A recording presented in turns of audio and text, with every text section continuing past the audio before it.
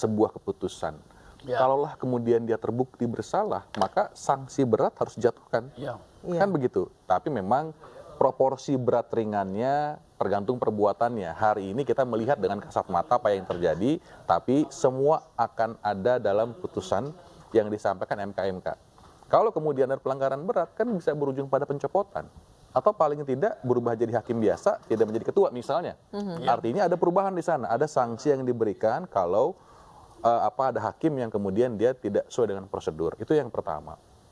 Dan yang kedua, ketika kemudian tadi ya, formilnya semua berantakan dan terbukti dan diketok oleh MK, misalnya kan demikian, tentu saja buat saya, dia secara hukum mungkin batal dengan sendirinya, Mbak. Menurut saya. Artinya, bagaimana kemudian sebuah produk bisa berlaku ketika dia secara formilnya, secara material. Pemirsa, Ketua Majelis Kehormatan Mahkamah Konstitusi Jimli Asidiki memberikan pernyataan bahwa masuk akal apabila putusan MK terkait batas usia Capres-Cawapres dibatalkan. Lantas mungkinkah jika memang ditemukan pelanggaran putusan MK bisa berubah? Sudah hadir Hakim MK periode 2003-2009, Marwarar Siahaan, dan Ketua DPP Partai Perindo Bidang Hukum dan HAM, Tama S. Langkun. Selamat malam Bapak-Bapak. Selamat malam Mbak Anissa. Saya ke Pak Marwarar terlebih dahulu. Pak, kalau misalnya dari MKM ini kan ada bukti baru Pak, yang CCTV. Kalau misalkan memang terbukti Ketua Mahkamah Konstitusi melanggar etik, mungkin nggak Pak keputusan MK-nya ini berubah? Ya, kalau saya mengatakan ya agak sulit untuk mengatakan berubah. Siapa yang mengubah kan? Kalau misalnya Ketua MK telah nyata-nyata melanggar etik, memang di dalam Undang-Undang Kekuasaan Kehakiman dikatakan putusan demikian cacat. Tetapi bedanya kalau misalnya Undang-Undang Kekuasaan Kehakiman itu adalah mengatur kekuasaan kehakiman secara umum, tetapi ada lex spesialisnya di Undang-Undang MK, yaitu mereka hanya 9 dan kemudian sekali diucapkan putusan itu di hadapan umum, dia final and binding. Tetapi kalau putusan peradilan umum katakanlah dia cacat, dia langsung dinyatakan tidak sah dan kemudian ditunjuk majelis lain yang memeriksa perkara itu untuk memutusnya ulang. Tapi bagaimana dengan putusan MK? Itu saya kira problematik yang agak kita hadapi. Masalahnya sekarang kalau kita katakan ini bayi cacat tetapi lahir sudah begini, apakah memang ini akan diterima atau tidak? Ini alamat daripada putusan MK itu. Kalau di sini sebenarnya pemerintah, DPR dan pemerintah, kemudian juga pelaksana pelaksana pemilu yaitu KPU.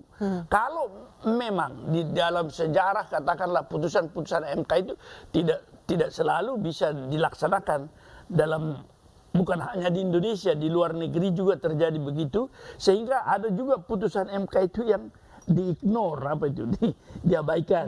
Kalau di sini bisa nggak Pak Marwarar? Nggak bisa. Kadang-kadang kalau kita lihat di DPR itu alamatnya adalah DPR, dia ignore saja misalnya soal DPD, ya kan?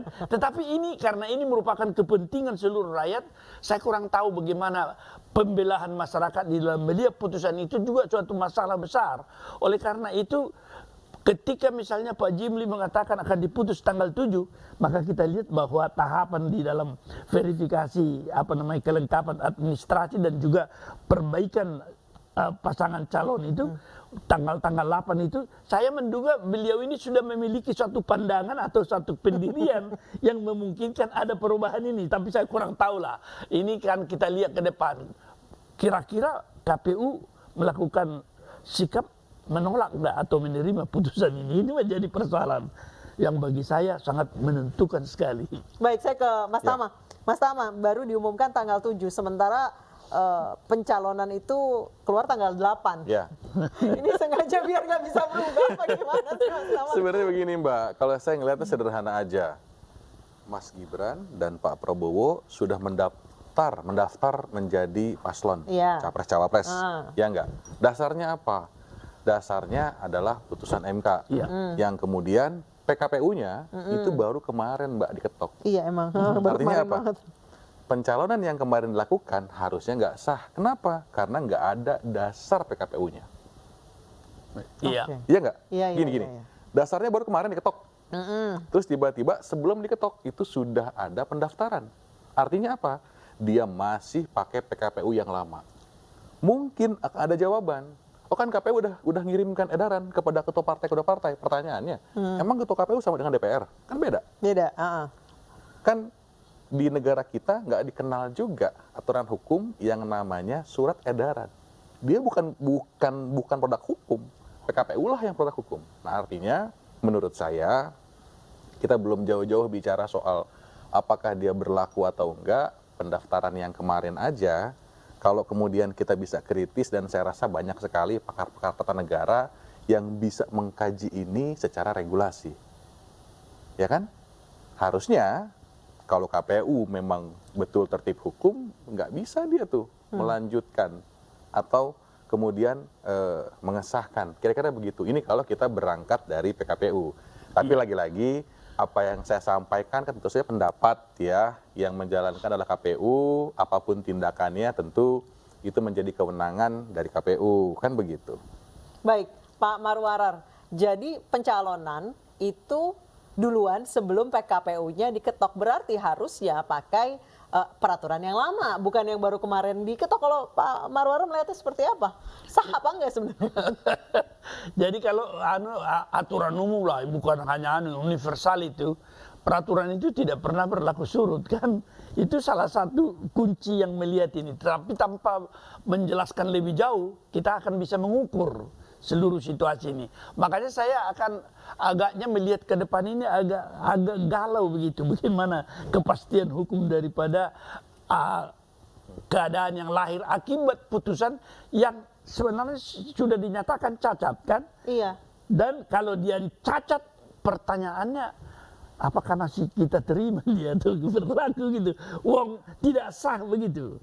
Hanya saja di MK tidak ada mekanisme bagaimana, apakah ada suatu proses lagi menyatakan ini sah atau tidak sah dan diperiksa kembali dan diputus. Inilah majelis kehormatan tidak mempunyai wewenang untuk sampai ke sana. Itu problem yang kita hadapi sekarang. Tetapi setiap kebuntuan tentu nanti akan nampak jalannya. Itu barangkali jurisprudensi seperti itulah. Kita akan melihat ke depan ini apa yang akan dilakukan itu. Terutama ya biasanya Pak Jimli biasa menelurkan terobosan-terobosan meskipun kadang-kadang sesuatu yang berada di luar pakem yang kita terima begitu.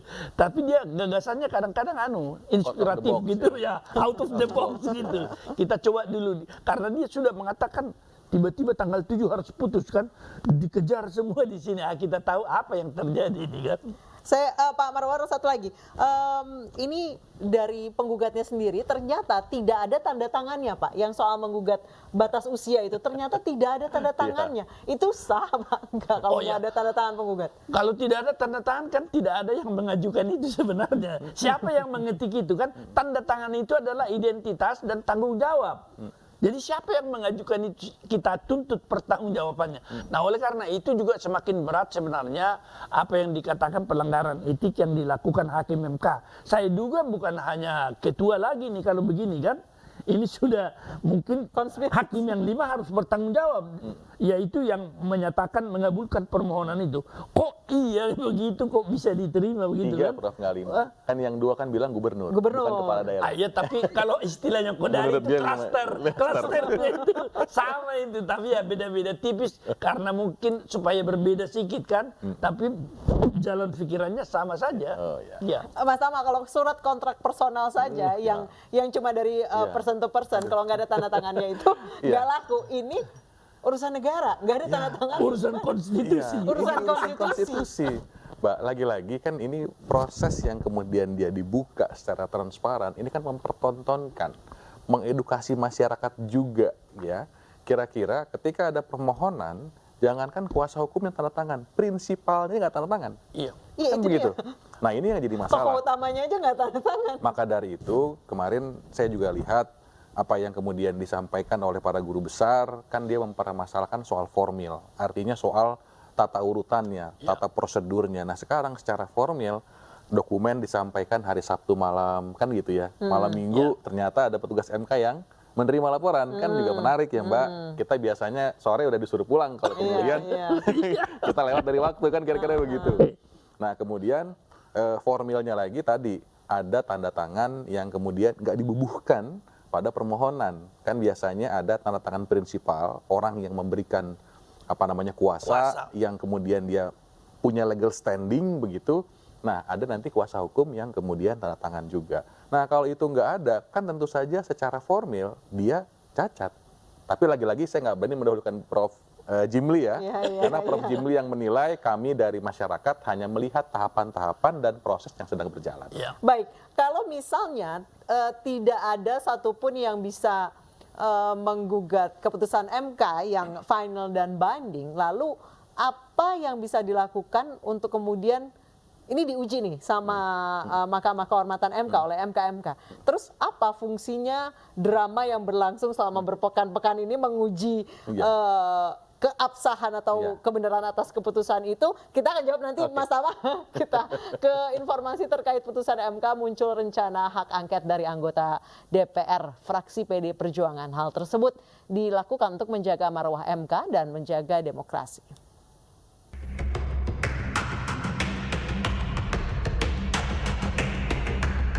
Polemik putusan Mahkamah Konstitusi soal batas usia Capres-Cawapres berbuntut panjang.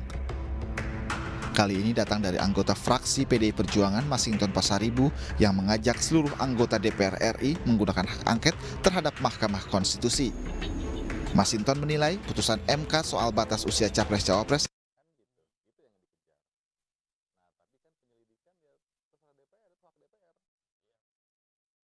Baik, kita kembali berbincang tadi sama Mas Tama, nanggung belum dijawab. Mas Tama, apa sebenarnya yang bisa dilakukan dan apa fungsinya sebenarnya MK-MK jika memang drama sama berpekan-pekan ini menghasilkan sesuatu yang cuma ujungnya di sidang etik doang? Tetap ada, Mbak. Apa? Yang pertama tentu saja sebuah keputusan. Kalaulah kemudian dia terbukti bersalah, maka sanksi berat harus dijatuhkan. Kan begitu. Tapi memang proporsi berat ringannya tergantung perbuatannya. Hari ini kita melihat dengan kasat mata apa yang terjadi, tapi semua akan ada dalam putusan yang disampaikan MK-MK. Kalau kemudian ada pelanggaran berat, kan bisa berujung pada pencopotan. Atau paling tidak berubah jadi hakim biasa, tidak menjadi ketua misalnya. Artinya ada perubahan di sana, ada sanksi yang diberikan kalau ada hakim yang kemudian dia tidak sesuai dengan prosedur. Itu yang pertama. Dan yang kedua, ketika kemudian formilnya semua berantakan dan terbukti dan diketok oleh MK-MK misalnya atau yang demikian, tentu saja buat saya dia secara hukum mungkin batal dengan sendirinya, Mbak. Menurut saya. Artinya bagaimana kemudian sebuah produk bisa berlaku ketika dia secara formilnya, secara materialnya punya catatan. Saya mau ambil contoh misalnya soal Omnibus Law yang kemudian diputus. Apa problemnya? Problemnya ada pada syarat formilnya. Pada saat pembentukan DPR dia tidak partisipatif. Oke ya, undang-undang pemerintah DPR bikin lagi undang-undang 2 tahun lagi harus sah ya. Artinya ditunda, dipospon oleh MK sendiri. Itu contoh ya, contoh produk yang kalau formilnya bermasalah dia akan tunda pemberlakuannya. Masih pakai yang lama, nanti 2 tahun lagi bikin yang baru, tapi ingat formilnya dipenuhi ya, undang partisipatif dan segala macam. Artinya dia dipospon. Mungkin kalau bahasanya Prof. Marwah tadi di-ignore. Kalau saya lebih setuju memang dia batal dengan sendirinya karena secara formil nggak bisa dipakai. Kira-kira begitu. Tapi lagi-lagi ya, apa yang saya omongin sangat tergantung pada apa yang terbukti di proses penyelidikan. Baik, Mas Tama, Pak Marwara, kita membahas nanti soal hak angket apakah bisa menggugat putusan dari MK. Kita akan lanjutkan dialog usai jeda berikut, tetap bersama kami.